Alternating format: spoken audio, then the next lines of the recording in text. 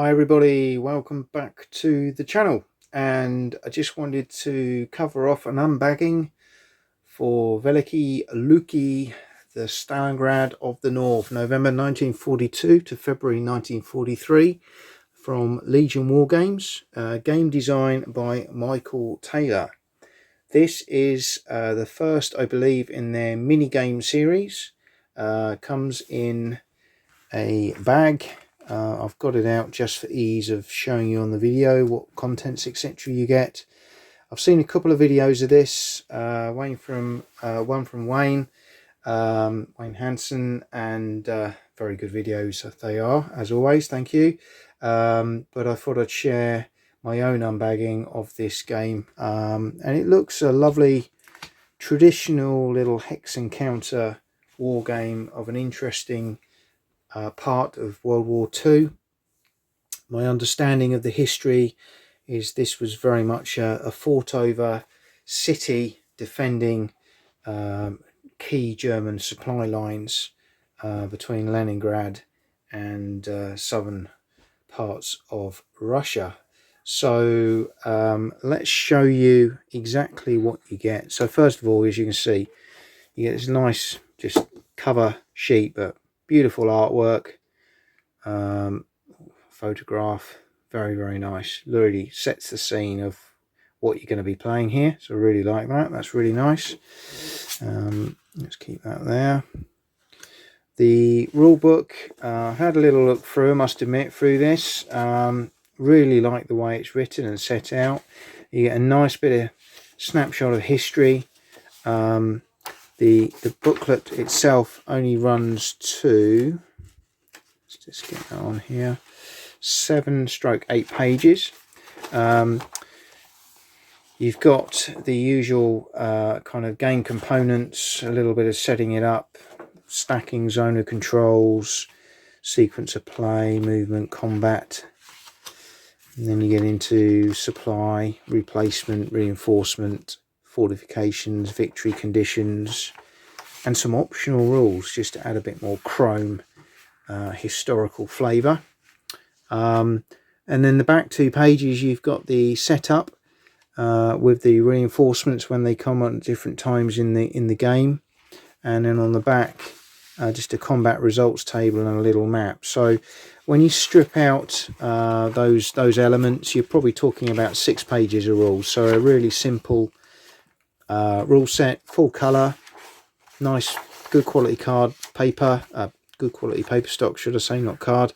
Lots of examples of play on each section, which I really like, and they're quite easy to follow, which was nice, to explain the various rules. And it has that real traditional old school war game feel, but set out and explained in a really nice clear design. So it's nice to see this style of game making a reappearance at a very nice price point as well. I got this from Second Chance Games, one of my go-to suppliers in the UK. As always, excellent service from them, thank you. So what else do you get? You get a nice cardstock terrain effects table. So you've got the part of the map with some of the key elements of the terrain on there just to show you. Breaks that down, then effect on movement and combat, which is really nice. How to read units and understand the unit types, which are very much the NATO kind of symbols, but color coded to show you the nationalities and what they relate to, and victory point conditions. So again, really nice. It's all there on one sheet. It's one-sided, so you can have that next to the map on the table with you. We've then got the map itself, which I'll come to in a moment. And then we've got the counters. So, first of all, I like the fact that there's only this many counters. So for me, that's great. They're pretty good stock, reasonable thickness, easy to read. They're quite basic, straightforward counters. But to be fair, you don't really probably need any more information than that on those. There's a little bit of downgraded step reducted or reductions clear on the back of the counters. You'll notice here though, 3 of these counters have got a slightly different colour. Now, something that came, I don't know if this was from Legion or from Second Chance. I assume this is Legion. First of all, we've got a counter in there that's missing a number 2 to confirm its turn entry. That's fine. I'm quite happy with that. But this bit here, I've got to be honest, I wasn't massively impressed. They've put stickers, it seems, on the back of the counters to replicate the information because they were printed incorrectly. So in principle, that's fine as long as they, aren't affected. But I wonder how long the stickers are going to stay on those counters for. It would have been nice to have had 3 replacement counters, to be honest with you. So Legion, bearing in mind, this is a mini game with a limited number of counters. I think I would like to have seen some replacements available there. I appreciate cost is a factor, but I'm sure 3 counters per game is not going to be a huge outlay to put that right. And yes, although the price point is very good, you're still talking 25 quid probably with postage for this game, sterling that is. So, you do expect to have your components correct, particularly with a low counter density. That's just a little niggle, but it's not going to detract me from playing the game. But I would have liked to have seen them perhaps replace those. I appreciate maybe at the point of printing and distribution they weren't available, but maybe that's something they could have provided to their suppliers afterwards to be able to send on. But just a point of note there from my point of view. Test time will be how long they survive for, and we shall see. Hopefully all good. Back to positives. Really good thick cardstock map, and importantly, as you can see there, this is in portrait mode. A very, very small map. It's a small map with probably a third of it covering key game information.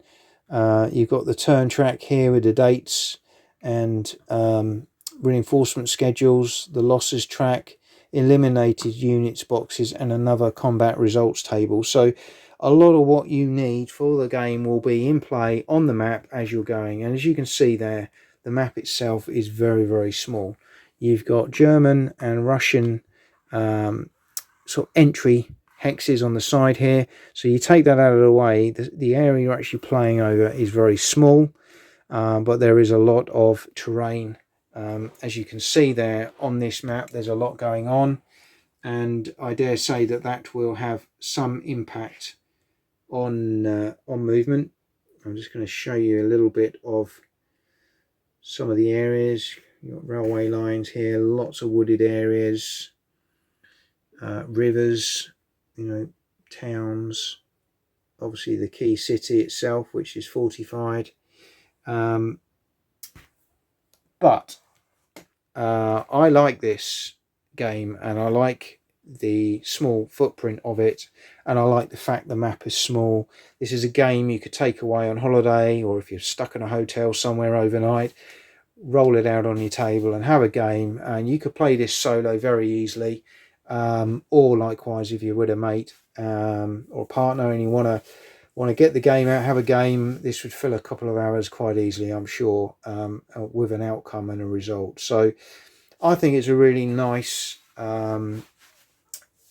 game entry into a sort of mini game series. I'm looking forward to seeing what other conflicts eras they can use with this format. I'm hoping this is successful in getting these off the ground. I think Michael Taylor's done a great job with the design, and Randy Lane, who's done Line, I think that's Lane or Line, apologies for the pronunciation, has done some great map graphics there. Simple but very clear, nice colour palette, easy to sort of follow and understand. But that's my quick unbagging of Velikiye Luki. Again, pronunciation may be incorrect, and I apologise for that. But a nice little additional game into the War Board Gamers range of games out there from Legion.